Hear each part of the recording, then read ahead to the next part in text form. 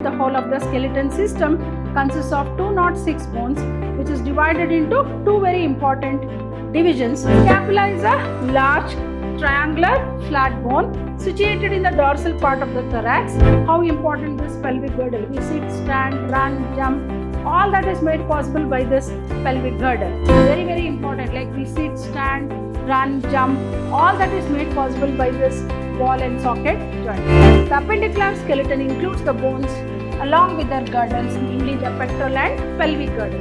Each limb is, as I said, it is made up of 30 bones.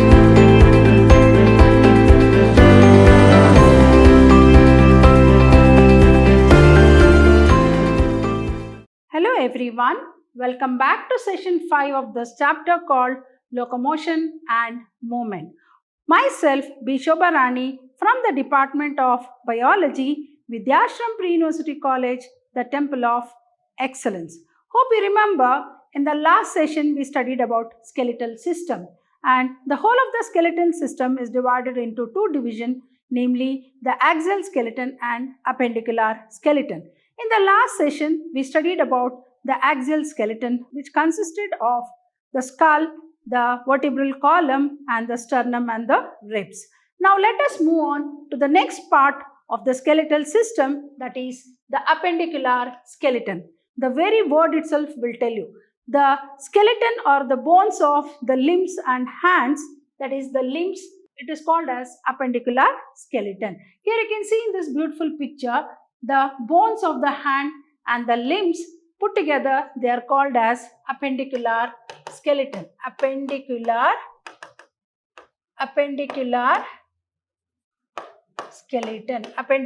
skeleton. Now let us understand what is this appendicular skeleton. It includes the bones of limbs along with their girdles, namely the pectoral and pelvic girdle. So it includes the bones of the limbs along with their girdles, namely the pectoral and pelvic girdle. So each limb is made up of 30 bones. So total, as we all know that the total bones what we have in our body is 206 bones.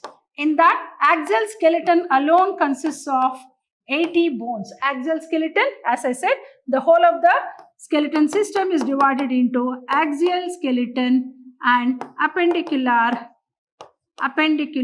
skeleton. Axial skeleton consists of skull, vertebral column and sternum and ribs. So axial skeleton consists of 80 bones and the facial bones consists of 22 bones.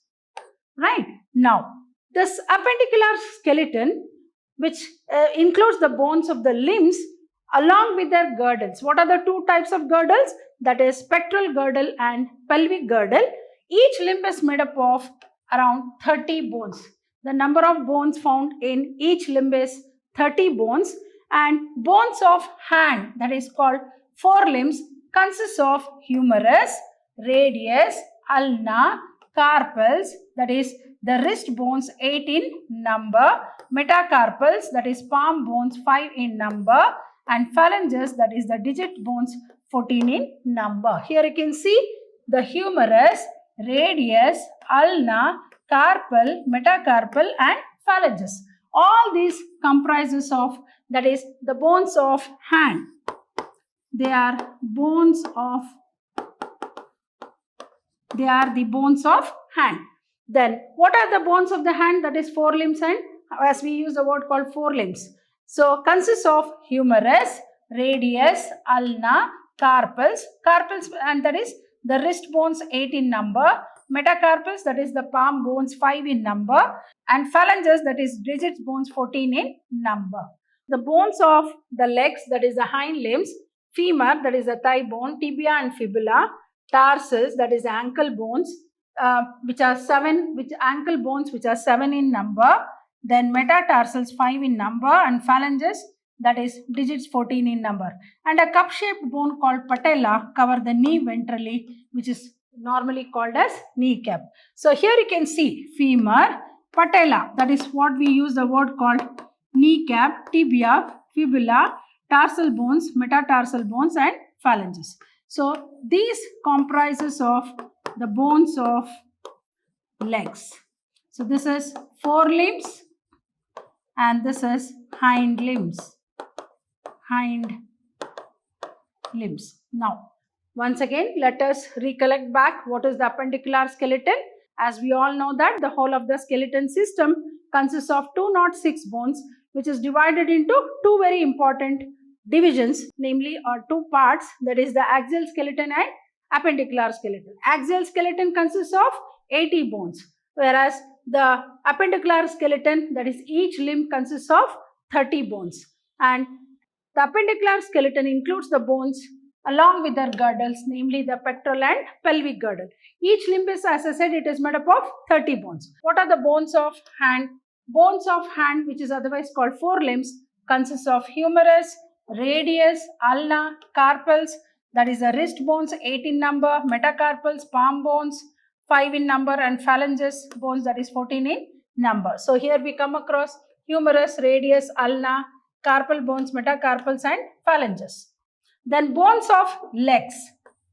The bones of legs, that is the hind limbs, consists of the femur, the thigh bone, which is called the longest bone, then tibia, then fibula, patella, which is otherwise called kneecap, then tarsal bones, metatarsal bones, and phalanges. So this is about the appendicular skeleton. Moving on to the two very important girdles, that is the pectoral and pelvic girdle. Pectoral girdle helps in the articulation of upper limbs, that is the hands. In other words, we can call it as shoulder bone. Shoulder girdle. Shoulder girdle. So here you can see, then it is made up of two halves. See here you can see, it is made up of two halves. Each half of pectoral girdle consists of clavicle and scapula. Here you can see, consists of clavicle and scapula. Consists of clavicle and scapula. Then scapula is a large triangular. Here you can see this part. So this whole thing is called as scapula. And this is called as clavicle. This is called as clavicle. So scapula is a large triangular. So it's in form of triangular flat bone situated in the dorsal part of the thorax between the second and the seventh ribs. And the dorsal flat triangular body of scapula has a slightly elevated right called the spine, which projects as a flat expanded process called the acromion. Here you can see the acromion. So this is called as the acromion, right? Now, the pectoral girdle helps, as I said, the limbs is made up of two very important girdles, that is the pectoral and pelvic girdle. Pectoral girdle helps in the articulation. What do you mean by articulation? Movement. Movement of upper limb, that is hands. It is made up of two halves, and each half of pectoral girdle consists of clavicle and scapula.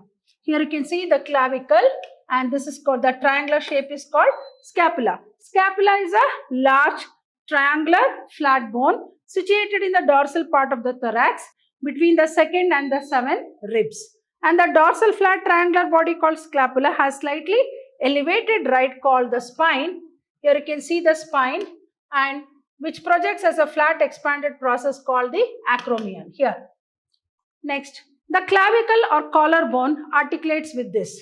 The clavicle or collarbone articulates with this. And below the acromion is a depression called the glenoid cavity. Here you can see the glenoid cavity.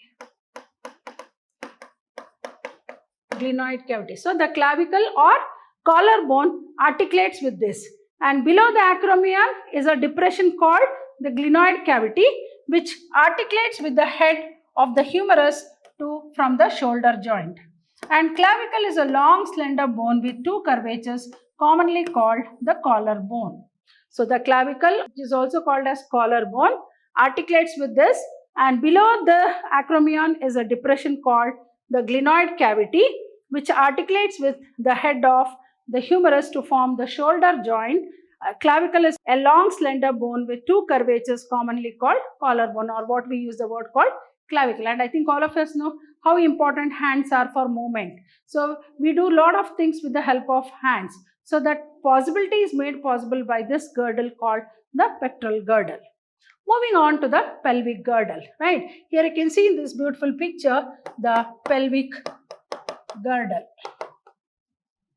right? So each pelvic girdle consists of two coxal bones.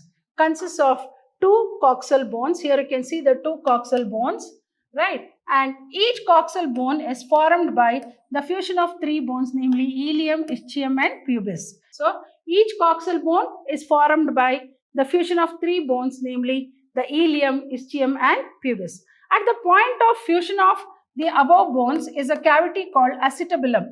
Here you can see the cavity called acetabulum to which the thigh bone articulates.